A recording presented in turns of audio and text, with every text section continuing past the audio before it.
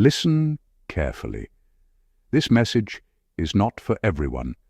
It is for the one who has been walking alone, wondering why the phone stopped ringing, wondering why familiar faces faded, and wondering why love, friendship, and recognition seemed to disappear all at once. If you're here, it's not by accident. There is a reason your soul feels older than your age. There is a reason you've been separated. There is a reason your spirit feels stretched beyond what you thought was possible. Before we go any further, pause for a moment. If this message resonates with you, type "I am chosen" in the comments, like this video, and subscribe. This is not engagement. This is alignment. This is you declaring awareness of who you are. Now listen closely. You were not abandoned. You were protected. Most people never reach the level you reached. Most souls break long before this stage. But you didn't. You endured isolation, misunderstanding, rejection, silence, and spiritual pressure that would have crushed others. And here is the truth that few are ready to hear. Your loneliness was not punishment. It was preparation. When the noise left your life, clarity entered. When the crowd disappeared, your intuition grew louder. When distractions fell away, your spirit finally had room to expand. You were separated because your energy could no longer survive in shallow spaces. The universe does not isolate the weak. It isolates the rare. You were removed because you were becoming too aware, too perceptive, and too powerful to remain accessible to everyone. Notice how the separation wasn't random. It happened when you started seeing through illusions, when you stopped tolerating disrespect, when you stopped shrinking to fit in, when you began asking deeper questions about purpose, truth, and meaning. That is when the doors closed. That is when people drifted. That is when silence arrived. And it felt cruel, but it was precise. Solitude refined you. It forced you to sit with your thoughts, your wounds, your memories, and your strength. It taught you discernment. It taught you restraint. It taught you how to stand without applause. Many want the destiny, but few survive the preparation. You did. You learned to self-regulate instead of react. You learned to observe instead of explain. You learned that not everyone deserves access to your inner world. This is the stage where chosen ones are forged. This is where emotional dependency is burned away. This is where external validation loses its grip. This is where your power becomes internal, quiet, grounded, and unshakable. The reason it felt like everything was taken is because nothing unaligned was allowed to remain. You are not behind. You are not broken. You are not forgotten. You are early. You are calibrated. You are being positioned, and soon, very soon, your presence will speak louder than your absence ever did. The isolation is ending, but you will never be the same. You won't beg for connection. You won't chase recognition. You won't fear being alone, because now you understand the truth. You were never alone. You were being prepared for what comes next. Number 1. Why the quiet began after you started growing. At some point after personal growth begins, there is often an unexpected shift that few people talk about honestly. Life does not become louder or more exciting. It becomes quieter. Messages slow down. Invitations stop arriving. Familiar conversations lose their momentum and begin to feel repetitive or strangely hollow. This moment can feel deeply confusing because it does not arrive after failure, loss, or collapse. It arrives after effort, reflection, and internal progress. You did the work. You became more aware. And yet, the external world seems to pull back. Psychologically, this is not a setback. It is a natural consequence of internal change. When your values, boundaries, and self-perception shift. Your nervous system starts rejecting patterns that once felt normal, even comforting. What used to feel engaging now feels draining. What used to feel familiar now feels misaligned. This is not isolation imposed from the outside. It is withdrawal initiated from within, even if you did not consciously choose it. Your system is recalibrating at a deeper level than conscious thought. You are no longer oriented around constant stimulation, emotional labor, or unspoken compromise. As a result, certain dynamics dissolve quietly, without confrontation or drama. They simply lose their hold. Many people misinterpret this phase as rejection, loneliness, or social failure. In reality, it is a filtering process. Growth always introduces a period where old connections fall away before new, healthier alignments appear. But because humans are wired to equate connection with safety, the absence of noise can trigger discomfort. The silence feels wrong, not because it is harmful, but because it is unfamiliar. The discomfort you felt during this quiet phase was not emptiness. It was space, and space can feel threatening when you're used to filling every moment with interaction, validation, or distraction. In this space, there is no external feedback constantly shaping your identity. You're left alone with your thoughts, your standards, and your sense of self. This is where integration happens. This is where your nervous system learns that peace does not require constant input. Over time, the quiet stops feeling like loss and starts feeling like stability. You realize you're no longer chasing connection to avoid discomfort. You're choosing alignment instead.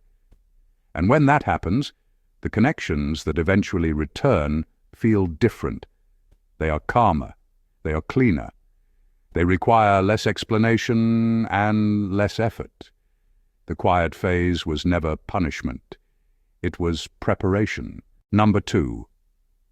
How solitude strengthens self-trust. When external feedback decreases, internal awareness increases, and this shift is far more significant than most people realize. Without the constant noise of opinions, reactions, validation, and correction from others, your inner world becomes louder and clearer. At first, this clarity can feel uncomfortable, even destabilizing. Thoughts you once drowned out begin to surface. Doubts, memories, unresolved emotions, and unanswered questions step forward. Many people instinctively try to escape this phase by filling every quiet moment with stimulation.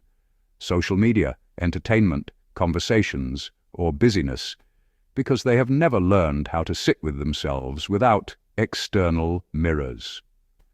But if you remain present, instead of running, something subtle and powerful begins to take shape. You start hearing your own internal signals with greater precision. You notice what thoughts repeat, which emotions arise automatically, and which situations trigger certain reactions. This is where self-trust is born.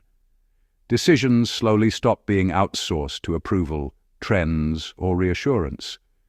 You begin choosing based on internal alignment rather than external acceptance. Emotional stability also starts to shift.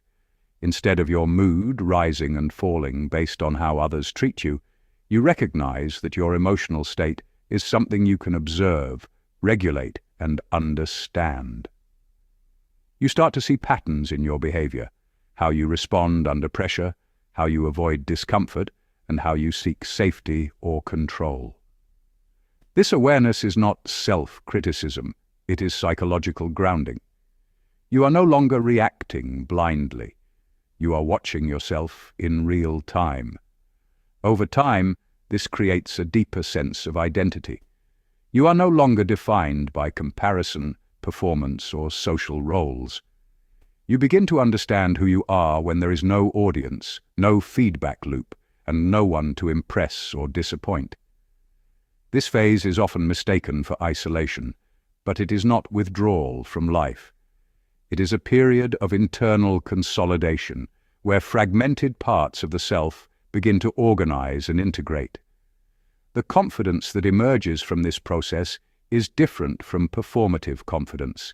It does not announce itself. It does not need to prove anything. It is quiet, steady, and resilient because it was built through observation, reflection, and self-recognition rather than applause. This kind of confidence does not collapse under criticism or inflate under praise. It remains stable because it knows its own foundation. Number 3, the role of silence in forming healthy boundaries. Extended quiet reveals where energy was previously leaking, and this realization often arrives without drama or force, simply through the absence of noise. In relationships, many people give more than they consciously recognize.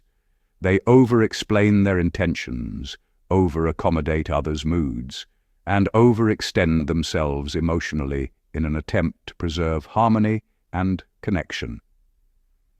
This pattern can feel normal when it is constant, but solitude interrupts it cleanly. When interaction pauses, you begin to notice how much effort certain dynamics required, and how often you adjusted yourself to be understood, accepted, or needed. You see which conversations demanded justification instead of presence, and which connections thrived only when you carried most of the emotional weight.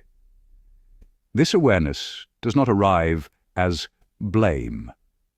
It arrives as clarity. In the quiet, your nervous system recalibrates, and you begin to sense the difference between engagement that restores you and engagement that quietly depletes you. From this awareness, boundaries form naturally, not rigid walls built from anger or withdrawal, but clear limits shaped by self-respect. You learn where your attention feels nourishing and where it feels draining. You recognize that not every invitation requires a response, not every emotion requires management, and not every relationship deserves unlimited access. Importantly, these boundaries do not emerge from resentment. They emerge from understanding. You see that your presence carries value, and that constant availability dilutes that value over time. You realize that energy is not infinite, and that care for others must include care for yourself to remain genuine. Solitude teaches you that choosing when to engage is not selfish, it is responsible. When relationships return later, they are entered with greater consciousness. You no longer participate by default or out of habit. You choose when and how to show up. You speak less, but with more precision. You give less, but with more intention. The result is a quieter strength, one that does not need to announce itself. This is one of the most protective outcomes of solitude. It trains you to honor your energy without closing your heart, to remain open without remaining exposed, and to engage with others from a place of steadiness rather than obligation. Number 4, confidence that doesn't need to be proven.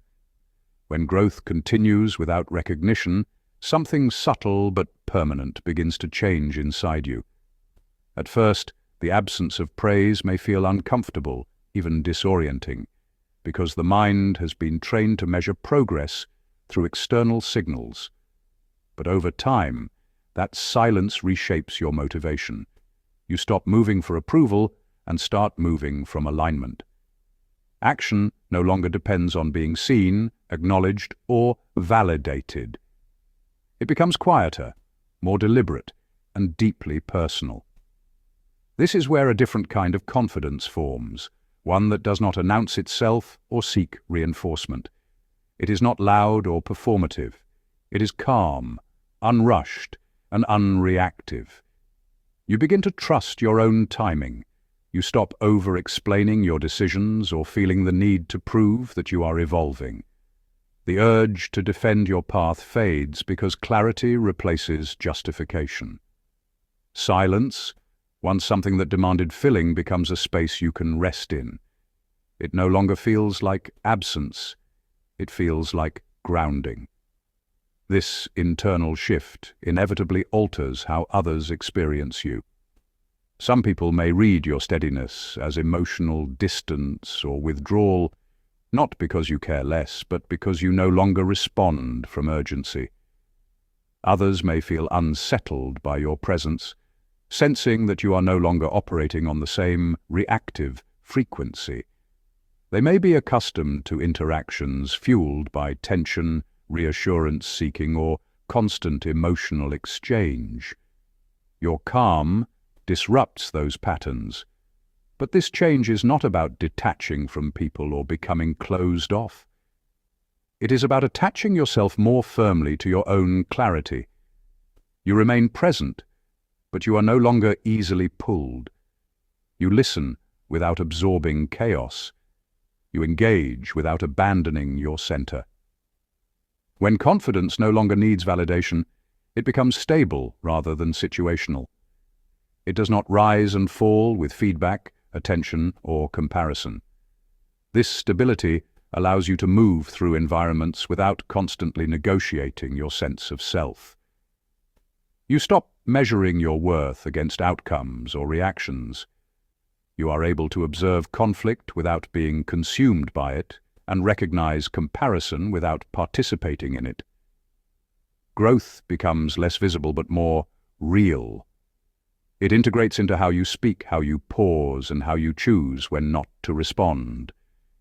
And in that integration, you begin to realize that the most profound progress often happens quietly, sustained not by recognition, but by an unshakable alignment with who you know you are becoming.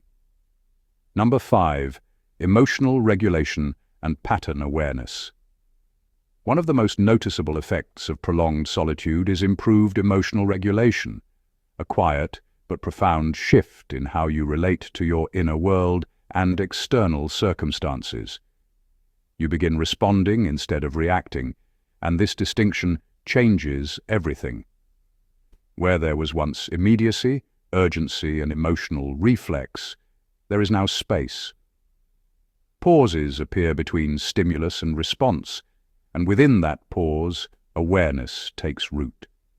This pause is not empty, it is alive with clarity. It is where you observe your thoughts instead of being carried by them, where emotions arise without demanding instant action. Over time, you start noticing patterns rather than isolated events. You see how similar situations repeat themselves, how certain triggers follow familiar paths, and how your past reactions once fueled predictable outcomes. Instead of getting caught in individual disagreements or misunderstandings, you recognize recurring dynamics, both within yourself and in others. This broader perspective reduces emotional volatility because nothing feels random anymore. You no longer feel compelled to resolve everything immediately or prove yourself in every moment. Solitude teaches you that urgency is often an illusion created by emotional discomfort. You allow situations to unfold before engaging, trusting that clarity arrives with patience. This does not make you passive or detached. It makes you intentional. You choose when to speak, when to act, and when to remain silent. Emotional maturity is not the absence of feeling. It is the ability to feel deeply without being overwhelmed or controlled by those feelings. Solitude provides the environment for this regulation to develop naturally, without force or suppression. In stillness, emotions are processed instead of buried. You learn to sit with discomfort, observe it, and let it pass without turning it into conflict or self-judgment. Over time, this inner steadiness becomes your default state, allowing you to move through life with calm presence, grounded awareness, and a quiet strength that no longer depends on external validation. Number 6, letting go before true alignment. Before healthier connections emerge, attachment often loosens, And this is not a loss, but a recalibration of your inner landscape, a necessary transition that shifts how you relate to people, time, and expectation. Attachment creates urgency, and urgency quietly distorts perception. It convinces you that something must happen now, that a connection must be secured, defined, or saved, even when it no longer reflects who you are becoming. When urgency fades, clarity begins to surface. You start to see people as they are, not as placeholders for comfort or reassurance. You stop forcing outcomes because you no longer fear what happens if nothing happens at all. In this space, you release the need to maintain connections that feel heavy, confusing, or misaligned, not out of bitterness or withdrawal, but out of respect for your own direction. This does not mean you reject relationships or close yourself off from connection. It means you stop negotiating your peace to keep someone close. You allow relationships to form and evolve organically, without pressure, without timelines, and without the silent panic of being left behind. Alignment is not something you chase or demand. It appears naturally when you are no longer operating from the fear of being alone or unseen.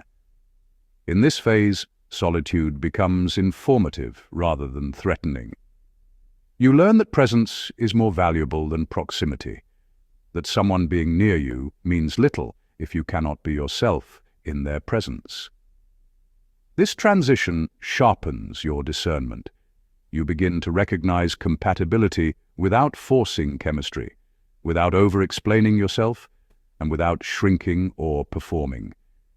You become quieter, steadier, and more selective, not because you care less, but because you finally understand that genuine connection requires space to breathe. This phase prepares you for relationships rooted in mutual ease, where effort is shared, energy is balanced, and connection feels like clarity rather than tension. Number 7. Returning to connection with clarity. Eventually, connection re-enters your life, but it does so differently. Interactions feel calmer, conversations are slower. There is less need to impress or explain. You listen more. You choose more carefully.